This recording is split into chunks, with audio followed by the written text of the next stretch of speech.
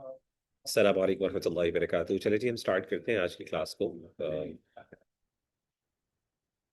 आज हमने जो इंशाल्लाह जो बात करनी है वो प्राइमरीली लीजिंग के हवाले से बात करनी है। और किस तरीके से करंटली जो लीजिंग सिस्टम ऑपरेट कर रहा है इस्लामिक बैंक्स के अंदर, और कन्वेंशनल लीजिंग सिस्टम क्या है, सबसे पहले हम वो समझेंगे। और इसके साथ साथ फिर हम इस्लामिक बैंक्स क्या ऑफर कर रहे हैं, और फिर हम क्या एक यानी क्या प्रॉब्लम्स उसमें एग्जिस्ट करती हैं और कौन सा सेफर मॉडल है। और अगेन, जैसे मैंने आपके सामने पहले भी जिक्र किया था कि इसमें इंपॉर्टेंट चीज़ ये है कि हम हर बैंक की जो भी वो आपको लीज ऑफर कर रहा है, तो उसकी टर्म्स एंड कंडीशंस को एसेस करें। Without assessing and without knowing the terms and conditions that are stipulated, उसके बगैर हम एक साउंड जजमेंट नहीं रख सकते। ठीक है ना? तो we have to have a proper assessment and determination of what the terms and conditions are stipulated। ठीक है ना? तो ये चीज़ बहुत इंपॉर्टेंट है कि हमें पता हो कि बेसिकली वो टर्म्स एंड कंडीशंस हैं क्या है। उसके बगैर जो है वो सिर्फ ये कि किसी ने उसका नाम इजारा रख दिया और इस्लामिक लीजिंग या इस्लाम का लफ्ज लगा दिया, तो that is not enough and sufficient, specially for the students of knowledge. Obviously जो बेचारे आम लोग हैं उनके लिए तो ये चीज़ बहुत ज़्यादा कॉमन है, वो तो करते भी हैं और उनको आप ज्यादा समझा भी नहीं सकते, ज्यादा एक्सपेक्टेशंस भी नहीं रख सकते, because they could not they do not understand. But of course as a student of knowledge for you and for me, it's important कि हम उसकी टर्म्स एंड कंडीशंस को देखें, और कुछ ना कुछ जो बेसिक लेवल की हम जजमेंट इसमें डेवलप कर सकते हैं वो हम जजमेंट में डेवलप करें और उसकी बेसिस पर हम फैसला करें। एनीवेज, सो अगर हम लीज की बात करें तो लीज जो है, अब इस पूरे आज की जो प्रेजेंटेशन है इसमें तीन चीजें इंपॉर्टेंट है। सबसे पहले हमें लीजेस को समझना है कि लीजेस हैं क्या। ठीक है ना? लीज किसे कहते हैं, और इसी तरीके से इसके मुआहदाती ढांचे को हमने समझना है, इसके स्ट्रक्चर को समझना है कि जब एक कॉन्ट्रैक्चुअल जो स्ट्रक्चर है वो क्या है, यानी जब कॉन्ट्रैक्ट्स होते हैं, बैंक्स किस तरह कॉन्ट्रैक्ट्स करते हैं, वो किस तरीके से ये चीजें ऑपरेट करते हैं, और फिर इसके अंदर बेनिफिट किस तरीके से होता है और इसमें ओनरशिप किस तरीके से इन्वॉल्व होती है, हमने इस चीज को देखना है। ठीक है? तो आइए हम इसको देख लेते हैं। तो सबसे पहले हम लीज की अकसाम को देख लेते हैं कि लीजेस किस टाइप की है। लीजेस बेसिकली दो टाइप्स की है। तो हमारे पास जो पहली लीज है इसको हम ऑपरेटिंग लीज कहते हैं, जिसको इजारा भी कहते हैं। ठीक है ना? इजारा कहते हैं रेंटल एग्रीमेंट पे। ठीक है ना? तो बेसिकली दो टाइप्स की होती है, एक ऑपरेटिंग लीज है और एक फाइनेंशियल लीज है। ठीक है ना? ऑपरेटिंग लीज में क्या है, ये बेसिकली एक रेंटल एग्रीमेंट है जिसमें असासा आर्जी इस्तेमाल के लिए लिया जाता है। असासा का मतलब है जो भी एसेट आप ले रहे हैं वो आर्जी इस्तेमाल के लिए होता है, टेम्पररी नीड के लिए होता है। और उसके लिए जाहिर है फिर आपको किराया देना पड़ता है। जैसे मिसाल के तौर पे रेंटे कार हो गई, गाड़ी हो गई, सॉरी रेंटे मोटरसाइकिल हो गई, या इसी तरीके से अगर आप किसी घर में रह रहे हैं और वो रेंटल एग्रीमेंट है, वहां पे आप रेंट दे रहे हैं, आपकी अपनी मलकियत नहीं है, तो बेसिकली ये ऑपरेटिंग लीज है। ठीक है ना? इसको इजारा कहते हैं। ठीक है ना? Renting agreement. और इसमें मुस्ताजिर कौन होता है? लेसी।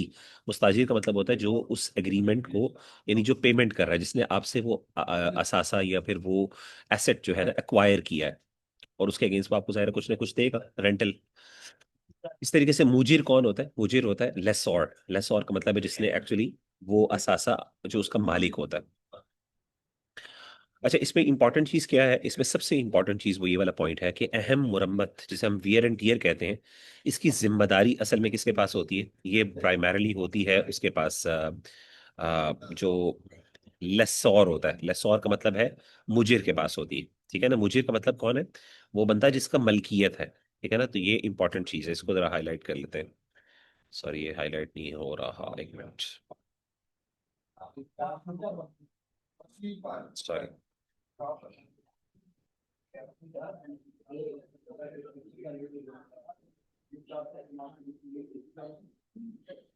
ठीक हो गया?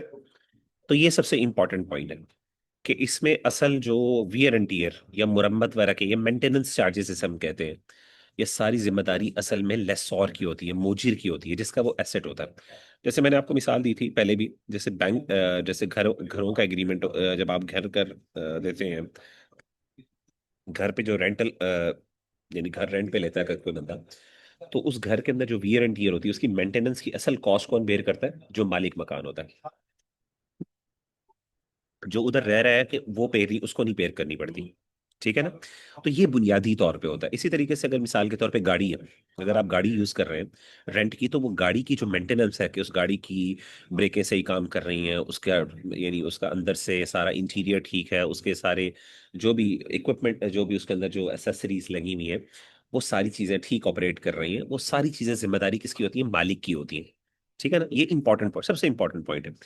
आप सिर्फ यूज कर रहे हो, और आप जो यूज कर रहे हो, जो मुस्ताजिर है, जो लेसी है, वो सिर्फ यूज कर रहा है, और उसके वो बेसिकली रेंट अदा कर रहा है। तो मालिक मलकियत चूंकि उसकी है, तो जिसकी मलकियत है असल में उसकी जिम्मेदारी है उसके मेंटेनेंस के चार्जेस को बेयर करने की।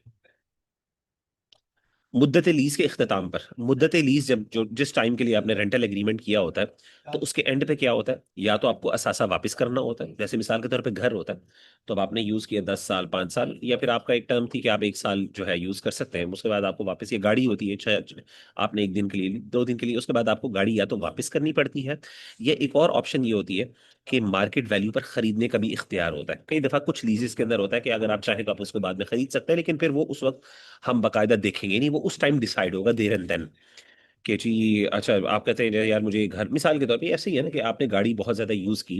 आमतौर पे ये तब होता है जब इस पे टाइम ज्यादा लगता है। यानी मिसाल के तौर पे एक बंदा जो है वो घर में रह रहा है कोई 25 साल से 30 साल से रेंटल में, और वो जो मालिक मकान है उससे कहता है यार अब मैं 30 साल से रह रहा हूँ, तो अब ऐसा है कि मैं मतलब ऐसा है कि अब ये घर मुझे दे दो, क्यों, मैं खरीद लेता हूँ तुमसे ना। लेकिन वो लाजमी नहीं होता, यानी वो बाउंड नहीं होता, मालिक मकान बेचने पे बाउंड नहीं होता, और खरीदने वाला भी जाहिर है उसको पुश नहीं कर सकता, एक ओपन मार्केट के अंदर उसकी वैल्यू लगती है और वो कर सकते हैं, लेकिन ये वो होता है, लेकिन वो एंड पर होता है ना, उसके इस्तेमाल के बाद। ठीक है। अच्छा जी। इसी तरीके से जैसे मिसाल के तौर पे हमारे यहाँ होता है आमतौर पे ये कुछ प्रोडक्ट्स होते हैं जो इतने ज्यादा यूज हो जाते हैं, जिनकी लाइफ टाइम खत्म हो जाती है, फिर एट द एंड वो प्रोडक्ट उनको ट्रांसफर कर दिया जाता है। बहरहाल मुद्दत लीज के अख्ताम पर असासा वापस कर दिया जाता है, या मार्केट वैल्यू पर खरीदने का इख्तियार होता है, ये लाजमी बात नहीं है। ठीक है, आमतौर पे वापस ही होता है, या लेकिन कभी कभी भी।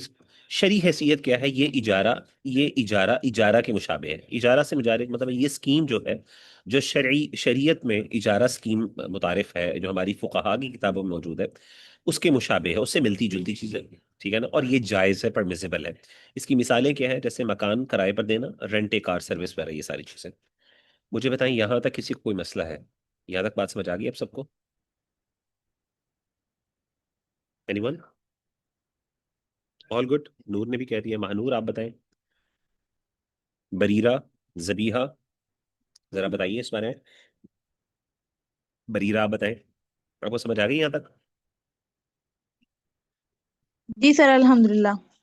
चले जी, परफेक्ट हो गया। जबीहा आप भी बता दें। ऑलराइट जी, ठीक हो गया। अब आते हैं फाइनेंस लीज के ऊपर। ये थोड़ा सा डिफरेंट, ये तो सिंपल, ये हमारे यहाँ कन्वेंशनल चीज चलती है जिससे हर बंदे का लेना देना। अब ये फाइनेंस लीज क्या होती है? इसमें मलकियत के इख्तियार का खतरात, यानी इसमें मलकियत के खतरात यानी रिस्क्स, और बड़ी मुरम्मत मेंटेनेंस मुस्ताजिर को मुंतकिल कर दिए जाए। अब ये मैं आपको बता रहा हूँ जो एक्चुअल में बैंक्स के अंदर होता है। यानी अब हम इसकी बाद में बात करेंगे कि इस्लामिक बैंक्स इसको किस तरह डील करते हैं, वो एक अलग बात। तो ये एक ऑपरेटिंग लीज है। ठीक है ना, ये तो हमारे यहाँ भी पाई जाती है। अब यानी ये बैंक भी ऑफर करता है, और इस तरीके से मुख्तलिफ इदारे भी करते हैं, लेकिन फाइनेंस लीज मेनली बैंक करता है, बाकी इदारे भी करते हैं। तो फाइनेंस लीज क्या होती है? इसमें होता ही है कि मलकियत के खतरात, जिसको हम रिस्क एंड रिवॉर्ड्स कहते हैं, और बड़ी मुरम्मत, यानी रिस्क का मतलब है कि अगर कुछ एसेट को कोई मसला हो गया, कोई तबाही हो गई, तो टूट गया या खराब हो गया, चोरी हो गया, तो अब भाई ये अब जिसको आपने दिया अब आपका नुकसान हो गया। बैंक का कोई नुकसान नहीं। ऑपरेटिंग लीज में क्या था? उसका नुकसान सारा किसको बर्दाश्त करना पड़ता है? लेसॉर को, जो मुजीर होता है, जो मालिक होता है उसको होता है ना। यानी घर तबाह हो गया, अल्लाह ना करे कोई मसला हो गया, गाड़ी तबाह हो गई, तो उसका असल नुकसान मुजीर ने बेयर करना है, लेसॉर ने बेयर करना है। फाइनेंस लीज में क्या होता है? फाइनेंस लीज में मलकियत के खतरात और बड़ी मुरम्मत मेंटेनेंस, बड़ी मुरम्मत, बहुत छोटी मोटी चीज कोई हो तो ऑब्वियसली वो नहीं, लेकिन बड़ी मुरम्मत जो मेन मेंटेनेंस होती है, वो मुस्ताजिर को मुंतकिल कर दिए जाते हैं। They have to bear it. ठीक है ना। यानी जो बंदा जिसके पास एसेट है वो क्या करेगा? वही किस्म का, यानी जिस तरह होता है ना कि वो मालिक बन जाता है, इस तरह का। अदायगी में शामिल होते वक्त असल कीमत प्रिंसिपल अमाउंट होती है, इजाफी सूद होता है। मुद्दत के इख्तिताम पर इसासा मुस्ताजिर को मुंतकिल हो जाता है। अमूमन रिवायती बैंक ये सहूलत फराम करते हैं। नतीजा, बैंक असल कीमत के साथ सूद से मुनाफा कमाता है। ठीक है ना। यानी जैसे इसकी मिसाल ये है तो गाड़ी की जो यानी मिसाल के तौर पे होता ये है कि एक गाड़ी है फॉर एग्जांपल, ठीक है ना। तो गाड़ी जो है वो आपने लीज करवाई है, तो गाड़ी की एक्चुअल कीमत मिसाल के तौर पे $10,000, ठीक है, $10,000 है। अब ये है प्रिंसिपल अमाउंट, इसको कहते हैं असल कीमत, प्रिंसिपल। लेकिन बैंक जाहिर है ये गाड़ी आपको $10,000 में नहीं देगा, क्योंकि अगर वो $10,000 में देगा तो उसको क्या, किन नफलों का सवाब। तो बैंक जो है वो एक कमर्शियल इदारा है, वो एक मुनाफा कमाने वाला इदारा है ना, वैसे ही है। तो अब उसने क्या करना है, उस वो क्या करेगा कि वो इसके अंदर एक इजाफी सूद या इंटरेस्ट जिसे कहते हैं वो डालेगा, जो आपको पर मंथ देना पड़ेगा। और आप क्या करोगे कि वो आपको यानी असल कीमत के साथ, असल कीमत और इंटरेस्ट जो है वो मिला के आपको पर मंथ एक इंस्टॉलमेंट देनी पड़ेगी, एक किस्त अदा करनी पड़ेगी। और उसके बाद क्या होगा कि आपको जो है वो ये ना एट द एंड, हाँ, तो ये आपको देना पड़ेगा। और मुद्दत के इख्तिताम पर असासा मुस्ताजिर को मुंतकिल हो जाता है, यानी जब तक आपने इसकी पूरी जो है कीमत अदा नहीं की 100% बिमा सूद, तब बिमा इंटरेस्ट, तब तक वो जो असासा है, जो एसेट है, वो बेसिकली बैंक का ही रहता है। लेकिन जब आपने प्रिंसिपल और इंटरेस्ट दोनों अदा कर दिए, पूरे के पूरे जो आपने किए थे, मिसाल के तौर पे $10,000 आपने कहा था कि $10,000 आप गाड़ी की कीमत करेंगे और $500 पर आप क्या करेंगे, उसका इंटरेस्ट देंगे। जो तो अब आप पर मंथ मिसाल के तौर पे एनुअल कॉन्ट्रैक्ट मेरे ख्याल है 10 महीनों का कर लें, 10 महीनों का। तो अब आपने हर महीने आपको $1,500 देने हैं, ठीक है ना, $1,500 देने हैं। तो $1,500 में से $1,000 तो इसकी एक्चुअल कीमत की इंस्टॉलमेंट है और $500 इसकी किस चीज की कीमत है, वो जो एक्चुअल जो आपने ऊपर इंटरेस्ट दे रहे हैं। तो $1,500 महीने में आप देंगे, तो 10 महीनों के बाद आप कितना देंगे, 15,000 हो जाएंगे ना। तो एक्चुअल में ये गाड़ी, तो आप किस, एक्चुअल में इसकी कीमत 10,000 है, लेकिन आप $15,000 दे रहे हैं। ठीक है, समझ आ गई आप लोगों को? आई होप कि आपको समझ आ गई। तो ये जो $15,000 आप दे रहे हैं, जिसमें 5,000 ऊपर है, ये इजाफी है, तो ये प्रिंसिपल के ऊपर अमाउंट है, इसको हम कहते हैं इंटरेस्ट। अब ये आपने $15,000 जब पूरे दे दिए 10 महीनों के अंदर, तो अब ये गाड़ी जो है ये बैंक फिर आपके नाम पे मुंतकिल कर देगी, ठीक है ना। तो आमतौर पे रिवायती बैंक ये सहूलत फराम करते हैं, नतीजा बैंक असल कीमत के साथ सूद से मुनाफा कमाता है। तो वो सूद कितना हुआ, $5,000। तो अब आप देख रहे हैं कि गाड़ी जो है आपको 100 यानी 50% ज्यादा जो मार्केट में जो है ना कीमत, उससे ज्यादा पड़ रही है। यानी आपको 10,000 $10,000 की पड़ी है, लेकिन आपको $5,000 ऊपर करने पड़ रहे हैं, 50% और अमाउंट देनी पड़ रही है एक्चुअल कीमत की। तो इतना ज्यादा बैंक कमाता है, और बिल्कुल ऐसे ही होता है, बैंक ऐसे ही करता है कि दफा 200% डॉलर का, ये 200% जो है मुनाफा कमा रहा होता है, लेकिन यहाँ पे 50% मुनाफा कमा रहा है ना। तो ये सारा एक्स्ट्रा जो है ये क्या है, ये सूद है। तो मुझे बताइए, ये समझ आ गई कन्वेंशनल लीज इस तरह की होती है। At the end of the जो है जिसे कहते हैं टर्म्स, जो लीजिंग टर्म्स होती है, उसमें क्या होता है, एसेट मुंतकिल कर दिया जाता है किसको, जो जो लेसी होता है, जो मुस्ताजिर होता है, ठीक है ना। क्योंकि जो, ठीक है, मुझे बताइए यहाँ पे, यहाँ तक समझ आ गई सारों को? यहाँ पे इसको मसला, यहाँ तक किसी को मसला? महानूर को समझ आ गई, बरीरा आपको आ गई, नूर को भी समझ आ गई। अच्छा, आपने इसलिए थम्स अप नहीं करने के, कहीं आपसे पूछा ना जाए, अगर आप कहीं मुझे नहीं आई तो मैं कहूँ अच्छा क्या है, समझ नहीं आई। जी जबीहा, बरीरा,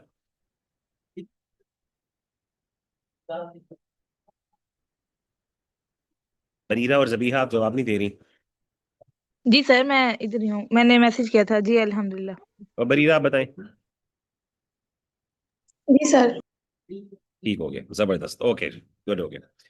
अब अगर आपको ये समझ आ गई है ना आसान अल्फाज में, अब आए इस्लामिक परस्पेक्टिव। अब शरी कंसर्न्स क्या है इसमें, शरी। अच्छा, जो पहली जो चीज है, ये ऑपरेटिंग लीज, ये तो मैंने बताया स्ट्रेट फॉरवर्ड है, ये तो इसमें इस्लाम को कोई मसला नहीं है, बाकायदा ये एक मुशाबे है, और मैंने कहा ये जायज है। फाइनेंस लीज में क्या मसला है? ऑब्वियसली सबसे पहली चीज जो है वो सूद है, कि सूद की शमूलियत इस माहिदे को हराम बना देती है। तो ऑब्वियसली यहाँ पे $10,000 एक्चुअल में उसकी अमाउंट है, लेकिन जो बैंक एक्स्ट्रा $5,000 चार्ज कर रहा है प्रिंसिपल अमाउंट से ऊपर, वो क्या है, वो इसको हराम कर देती है, नंबर वन। दूसरा इसमें एक प्रॉब्लम ये है, वो है जो शरई प्रॉब्लम, इसमें तीन प्रॉब्लम्स है, ठीक है ना। नंबर टू प्रॉब्लम है, एक मुआहिदे के अंदर दो मुआहिदे हैं, शुरू में कराया, आखिर में खरीदो फरोख्त, ये शरीयत में ममनू है। यानी शुरू में आपको इंस्टॉलमेंट देनी है, इंस्टॉलमेंट्स है, और आखिरत में आखिर में क्या करना है आपको, खरीद। यानी लीज टर्म्स के अंदर बेसिकली बैंक जो होता है वो एक किस्म का आपसे रेंट चार्ज कर रहा होता है उस प्रोडक्ट को यूज करने के लिए, ठीक है ना। वो कहता है हम आपसे एक किस्म का, क्योंकि वो एक्चुअल में उसकी जो अमाउंट जो होती है ये बेसिकली जब हम इस्लामिक लीज की जब हम बात करेंगे तब हम ये इसको डिस्कस करेंगे। तो बेसिकली यानी अभी फॉर नाउ अगर आप समझें कि वो जो कन्वेंशनल लीज होती है उसमें तो सिंपल सूद की बात है ना। लेकिन जब हम इस्लामिक लीज में बात करेंगे तो उसमें फाइनेंशियल लीज उसमें यही होता है कि शुरू में आप इसको रेंट बनाते हैं और उसके बाद आखिर में आप इसको वो कर देते हैं, दो कॉन्ट्रैक्ट्स होते हैं। तो इस हदीस के बारे में मैं बाद में बात, तो अल्लाह के रसूल सल्लल्लाहु अलैहि वसल्लम ने इस हदीस में दोबारा एक्सप्लेन करता हूँ जब हम इस्लामिक लीजेस की बात करेंगे, जब इस्लामिक लीज सिस्टम की बात करेंगे। तो नहा रसूलुल्लाह सल्लल्लाहु अलैहि वसल्लम अन बैअतैन फी बैअतैन, अल्लाह के रसूल सल्लल्लाहु अलैहि वसल्लम ने एक सौदे में दो सौदों से मना फरमाया। यानी एक कॉन्ट्रैक्ट के अंदर आप दो कॉन्ट्रैक्ट नहीं कर सकते, ठीक है ना। तो शुरू में आप किराया दे रहे हैं, आखिर में खरीदो फरोख्त कर रहे हैं, यानी पहले से ये शुरू में किराया होगा, एक रेंटल एग्रीमेंट होगा, और बाद में क्या होगा, ये खरीदो फरोख्त होगा, क्योंकि आपको मुंतकिल हो जाता है ना, तो ये अब आपकी मलकियत में ट्रांसफर हो गया। एनीवे, तीसरी चीज जो है जो असल इंपॉर्टेंट चीज है वो है बगैर मलकियत के फरोख्त या लीज।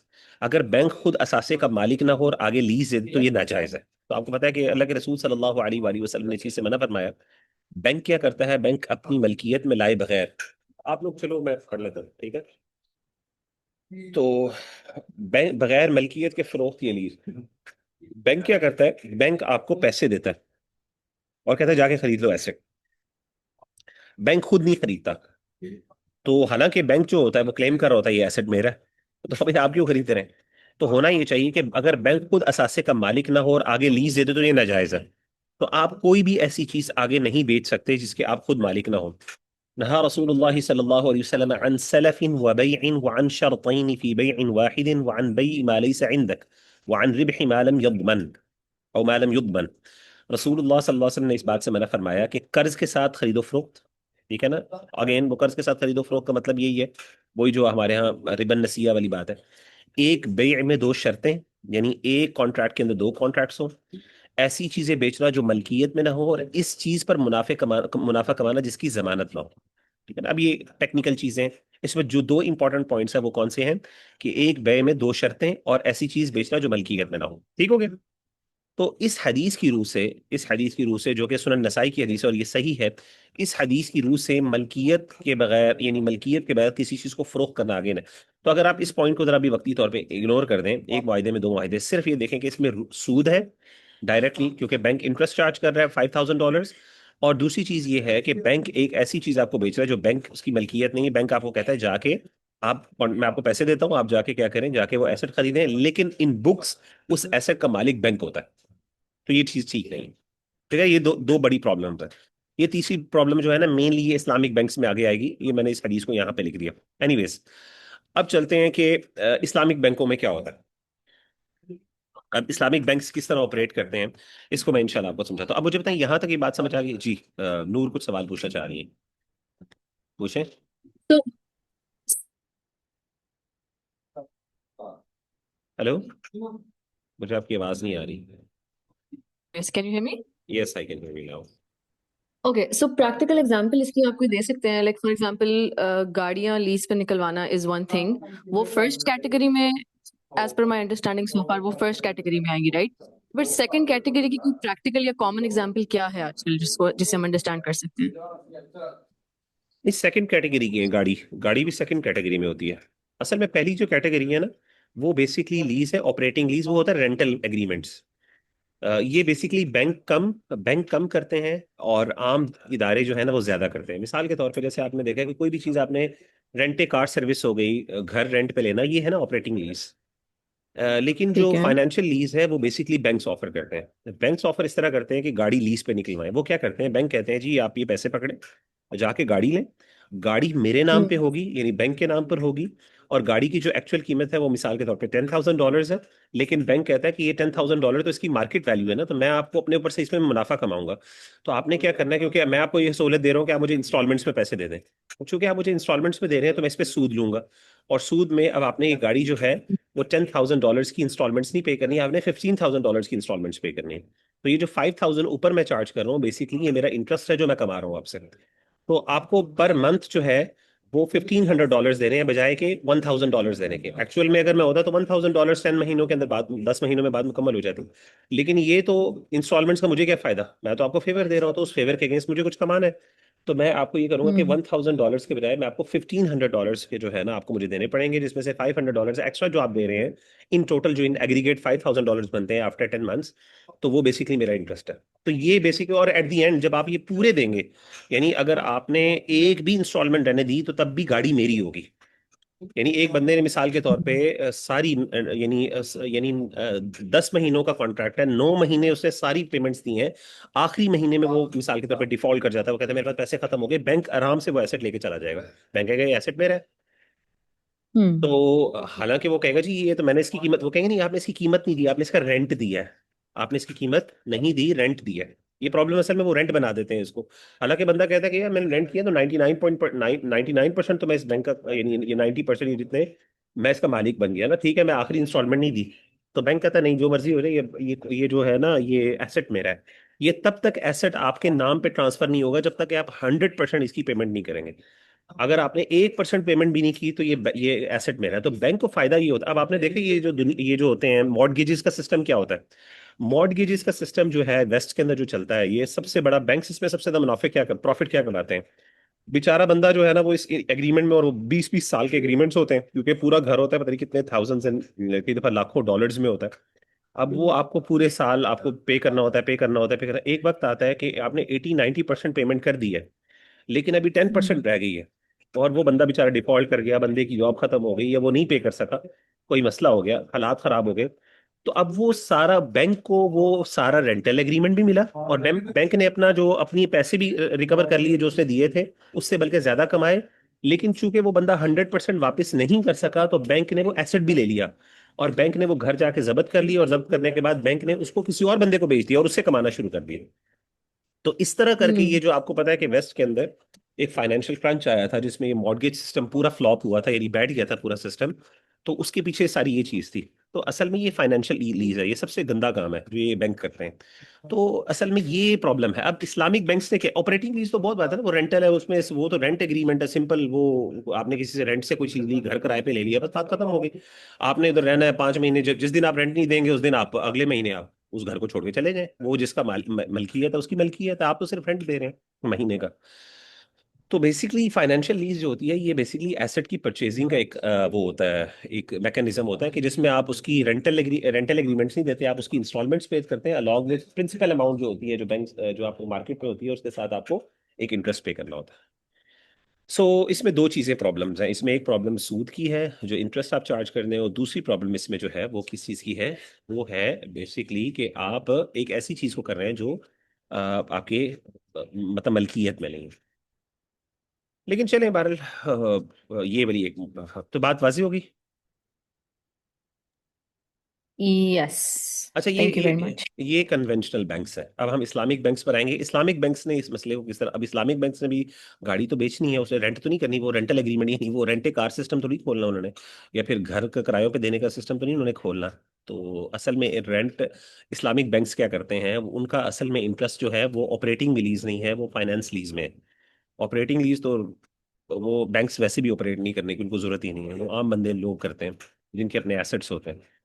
तो कंपनियां करती हैं कुछ और होती हैं। तो अब वो क्या करते हैं, अब वो इसको हलाल किस तरह बनाते हैं, अब वो मैं आपको इंशाल्लाह बताऊंगा, और फिर बताऊंगा कि क्या प्रॉब्लम्स है। तो जी बाकियों को समझ आ गई इस पे जी। जी सर। जबीहा को समझ आ गई, हाँ जी माशाल्लाह। सादिया, सादिया आपको समझ आया, सादिया बाद में आई है, समर भाई भी बाद में है, जबीहा आपको। चले जी, चले इस्लामिक बैंक से हम बताएंगे ना, तो वो भी इसी तरीके से, तो आपको जो लोग थोड़ा जिन्होंने लेट ज्वाइन किया उनको इंशाल्लाह पता चल जाएगा। वेल, अब इस्लामिक बैंक्स ने क्या किया। अब इस्लामिक बैंक्स ने ना दो स्कीमें निकाली हैं, ठीक है। इस्लामिक बैंक्स ने दो स्कीम्स निकाली हैं। कुछ बैंक्स स्कीम नंबर 1 को फॉलो करते हैं, और कुछ बैंक स्कीम नंबर 2 को फॉलो करते हैं। और इसमें से स्कीम नंबर कौन सी बेहतर है वो इंशाल्लाह आप साथ में बताता हूँ आपको। पहले जो बैंक्स हैं, कुछ बैंक्स हैं, उन्होंने इसको कहा कि इस्लामी इजारा स्कीम, ठीक है ना। वो क्या कहते हैं असल में उन्होंने कहा कि हम ऑपरेटिंग लीज ही बनाएंगे। लेकिन ऑपरेटिंग लीज को उन्होंने किस तरीके से ऐसा टर्म्स किया है कि इस operating lease plus finance lease को मिक्स कर दिया उन्होंने। अब दो लीजेस होती हैं, एक ऑपरेटिंग लीज होती है। ऑपरेटिंग लीज इस्लाम के अंदर मौजूद है, एस्टैब्लिश्ड है, अल्लाह के रसूल सल्लल्लाहु अलैहि वसल्लम के दौर में भी थी, और इस तरीके से आगे भी चलती रही, और आजकल है एस्टैब्लिश्ड है और इस पे हलाल है। और फाइनेंस लीज जो है वो हराम है, क्योंकि बैंक्स उसको यूज करते हैं। अब इन लोगों ने बेसिकली बैंक से, तो बैंक को फायदा है चीजें इंस्टॉलमेंट्स में और सूद कमाना है। बैंक चाहते हैं कि हम एक चीज एसेट लें और आगे बेचें और उसमें से बेनिफिट उठाएं। तो जाहिर है उन्होंने फाइनेंस लीज ही उनको बेनिफिट देगी ज्यादा। तो बैंक्स जो है, जाहिर है बैंक्स ने इतने बड़े एसेट्स घर लेके लेके क्या करने हैं, तो वो क्या करते हैं, वो पैसे देते हैं और उसके बाद उस पर पैसा कमाते हैं। तो अब इस्लामाइज इन्होंने किस तरह किया, तो दो स्कीम्स हैं इस्लामिक बैंक्स की। पहली है इस्लामी इजारा स्कीम। इसमें क्या होता है, इस्लामिक बैंक पहले असासा खुद खरीदता है। तो वो जो प्रॉब्लम थी ना कि आप कोई ऐसी चीज जो कि आपकी ऑनरशिप में नहीं है, तो आप उसको नहीं, तो ऑब्वियसली इस्लामिक बैंक को पता है, वो क्या कहते हैं, वो जाके खुद खरीदता है मार्केट से। अपना बंदा भेजते हैं और उसका बंदा जो है बैंक का मुलाजिम जाके उस एसेट को खरीदता है। गाड़ी खरीदी है, जो भी खरीदी, फिर इजारा के तौर पे सारिफ को दे देता है। अच्छा, अब बैंक ने क्या किया, वो प्रोडक्ट खरीद लिया। अब बैंक क्या करता है कि जी ठीक है, अब ये मेरा प्रोडक्ट है, जैसे घर हो गया, ये गाड़ी हो गया, अब मैं इसको रेंट के तौर पे आपको दे रहा हूँ। यहाँ तक तो ठीक है मामला, बिल्कुल कर सकते हैं, मैं भी कर सकता हूँ। मैं भी क्या कर रहा हूँ, मैं गाड़ी एक रेंट पे, एक गाड़ी खरीदता हूँ और मैं उसको रेंट पे लगा देता हूँ, जैसे रेंट ए कार बिजनेस होता है। बिल्कुल ठीक है, कोई मसला नहीं है, बिल्कुल बैंक ने भी ये काम किया, कोई प्रॉब्लम यहाँ तक नहीं है। मलकियत बैंक के पास रहती है, ठीक है, बिल्कुल इसी तरीके से। ठीक है, किराया असल कीमत प्लस बैंक का मुनाफा। तो बैंक क्या करता है, बैंक जो है वो जो किराया ले रहा होता है, वो क्या कर रहा होता है बैंक, वो बैंक का जो रेंटल होता है, वो रेंट ए कार में और इसमें फर्क क्या होता है कि बैंक ने जो किराया होता है वो ज्यादा चार्ज करता है, और उस चार्जिंग के अंदर बैंक ने असल कीमत की एक इंस्टॉलमेंट डाली होती है, जो एक्चुअल में कीमत होती है उसको जितना टर्म्स एंड कंडीशन, यानी वो मिसाल के तौर पर 10 महीनों के लिए है, तो या फिर एक साल के लिए, तो उसको डिवाइड कर देता है कि अच्छा हर महीने कितनी असल कीमत प्लस मुनाफा, बैंक का मुनाफा, वो उसमें डाल के वो उसका किराया लेता है। ठीक है ना, जिस तरह फाइनेंस लीज में था ना कि वो $1500 ले रहा था, जिसमें एक्चुअल कीमत प्रिंसिपल अमाउंट और प्लस उसके अंदर मुनाफा उसका $1500। तो आप समझ ले बैंक यहाँ पे भी क्या कर रहा है, लेकिन बैंक कह रहा है ये किराया है, ये किराया है, ये क्या किराया है, जी किराया। अच्छा, इस्लामिक बैंक जो है, जो कन्वेंशनल बैंक इसको किराया नहीं कहता, वो इसको लीज कहता है, वो उसको रेंटल एग्रीमेंट्स नहीं कहता। लेकिन इस्लामिक बैंक ने चूंकि इसको किराया वाला बनाना है, और वो कहता है किराया इस्लाम में जायज है, तो आप किराया ले सकते हो, मैं किराया ले रहा हूँ क्योंकि मेरी मलकियत है। वहां पे बैंक की मलकियत नहीं होती, वहां पे सिर्फ बैंक ने पैसा दिया होता है, लेकिन यहाँ पे बैंक की मलकियत होती है, बैंक बकायदा उस प्रोडक्ट को खरीदता है, वो उसका मालिक होता है।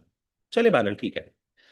अच्छा जी, मुद्दत के इख्तिताम पर क्या होगा, अब मजे की बात ये है, यहाँ पे प्रॉब्लम आती है। मुद्दत के इख्तिताम पे बैंक कहता है कि हम आपको असासा जो एसेट है, मिसाल के तौर पे आपने $1500 दे दिए, तो अब मैंने आपसे $1500 किराया खरीदा है। तो ये जो अब होता ये है, फाइनेंशियल लीज में क्या होता था कि कॉन्ट्रैक्ट के अंदर लिखा होता था कि आप क्या करेंगे कि इसको, ये ट्रांसफर हो जाएगा ऑटोमेटिकली, जैसे ही आपने आखिरी पेमेंट की तो ये क्या होगा, ये एसेट आपके मलकियत में ट्रांसफर हो जाएगा, आपकी ओनरशिप में चला जाएगा automatically, the day you will pay your last less amount. ठीक है ना, लीजिंग अमाउंट। लेकिन अब यहाँ पे ये काम नहीं कर सकता, क्योंकि फिर वो दो कॉन्ट्रैक्ट्स हो जाएंगे। ठीक है ना, वो हदीस में था ना, अल्लाह के रसूल ने कहा कि एक कॉन्ट्रैक्ट के अंदर दो कॉन्ट्रैक्ट नहीं, यानी या तो आप रेंटल कॉन्ट्रैक्ट करोगे या आप बाइंग एंड सेलिंग का कॉन्ट्रैक्ट करोगे, ये दो कॉन्ट्रैक्ट एक कॉन्ट्रैक्ट में मिक्स नहीं कर सकते आप, अल्लाह के रसूल ने इसे मना किया। तो कहता है कि ये कॉन्ट्रैक्ट नहीं, हम ऐसा करेंगे, हम इसको आपको तोहफे में दे देंगे, हम आपको गिफ्ट कर देंगे। तो बैंक क्या करता है, बैंक कहता है जी आपने पूरे रेंटल एग्रीमेंट दिया, आपने हमें पैसा भी दे दिया, मुनाफा भी दे दिया, अब ये एसेट है, तो ऑब्वियसली अब आपने तो इसके लिए दिया ना कि एसेट आपकी मलकियत में है, तो okay we gift you this. या फिर कई दफा कुछ बैंक्स क्या करते हैं, वो कहते हैं हम आपको $2 का बेच देते हैं, $2 दे दें, ऑफर दे दें और हम आपको बेच देते हैं। यानी वो एक किस्म की आप देख रहे हैं खाना पूरी की जा रही है, इस चीज को, कि जी शरी टर्म्स जो है उनको पूरा किया जाए। ठीक है ना, या फिर वो ये अलहदे या अलहदा मुआहदे के जरिए मुंतकिल, अब वो कहते हैं ये हम एक अलग से मुआहदा कर लेते हैं, मुआहदा ये कि $2 के अंदर आप हम बेच दें, देखें ना, या तो तोहफा दे दें या $2 या $3 का अलग मुआहदा करते हैं, जी चले जी $3 दें, ये आप एसेट ले लें। तो बैंक ने क्या किया बेसिकली, इसका फायदा क्या है, सूद नहीं बढ़ता, ताखीर पर कुल रकम तब्दीली नहीं होती। हाँ, अब इसमें बैंक ने थोड़ा फर्क क्या किया, पहली बात तो ये बैंक कहता है कि हमने इसमें आपसे कोई सूद नहीं लिया, ये गाड़ी की कीमत 15,000 में, भाई हम गाड़ी की 10,000 मार्केट से मिलती है, हम आपको 15,000 की बेचें, हम 20,000 की में दें, जितने मर्जी की बेचें, हमारी मर्जी। तो हमने आपसे इसका किराया लिया और हम किराया जितना मर्जी ले लें, तो इसमें शरई तौर में कोई प्रॉब्लम, तो सूद है ही नहीं। Number one. नंबर टू ये कि ताखीर पर कुल रकम तब्दील नहीं होती।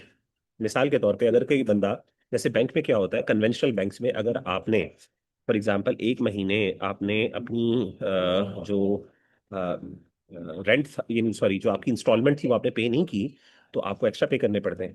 ठीक है ना, इंटरेस्ट के तौर पे, वो इंटरेस्ट बढ़ता रहता है ना, कंपाउंडेड इंटरेस्ट जिसे हम कहते हैं।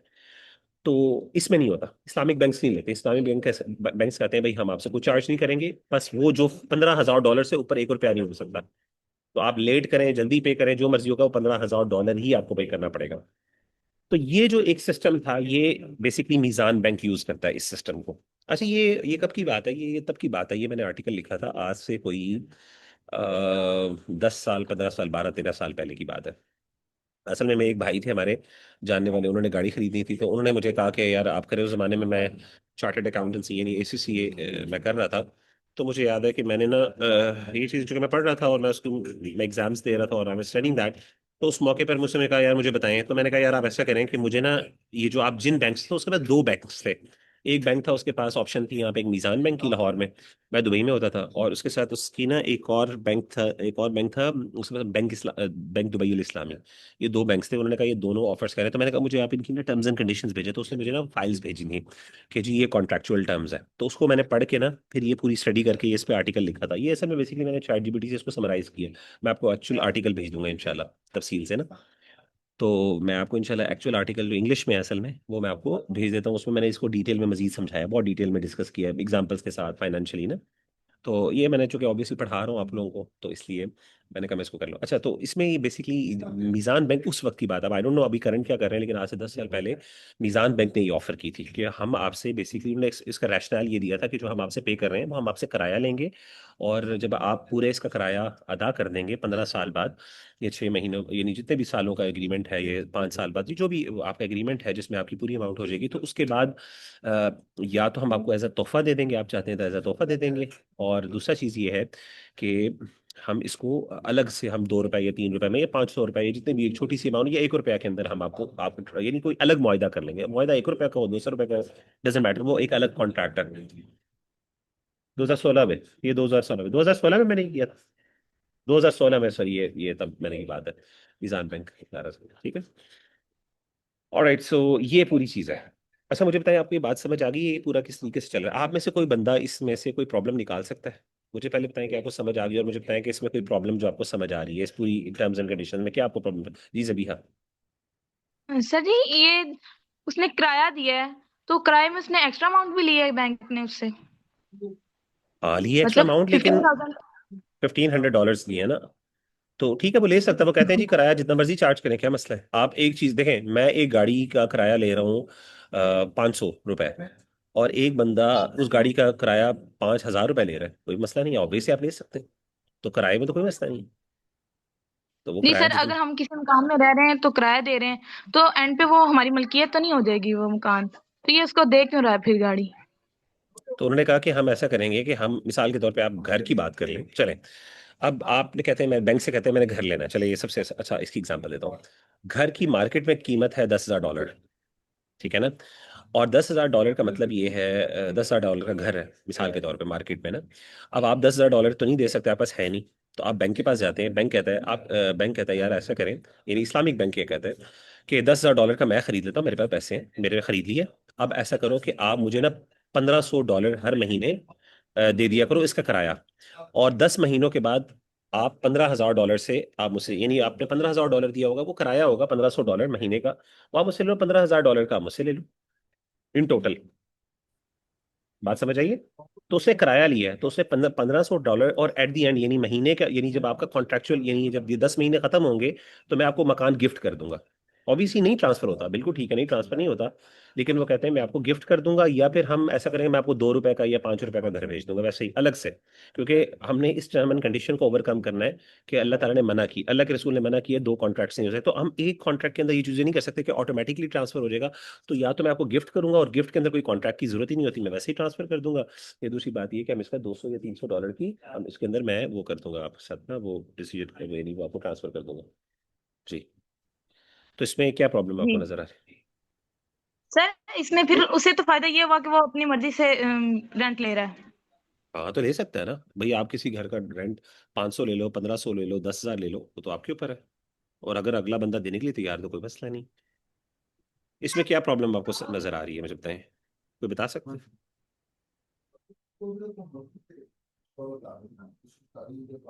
1 मिनट मुझे दीजिएगा, मेरी वालिद साहब की कॉल आ रही है, 1 मिनट मुझे दीजिएगा। आप लोग सोचें इसमें क्या कोई प्रॉब्लम है? ये जो बैंक ने किया है काम, ये वाली जो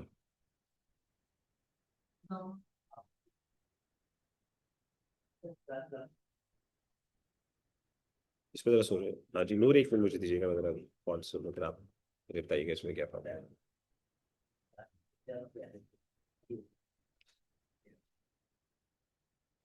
हाँ तूने सुना है इसका क्या प्रॉब्लम है? एक मिनट। हाँ।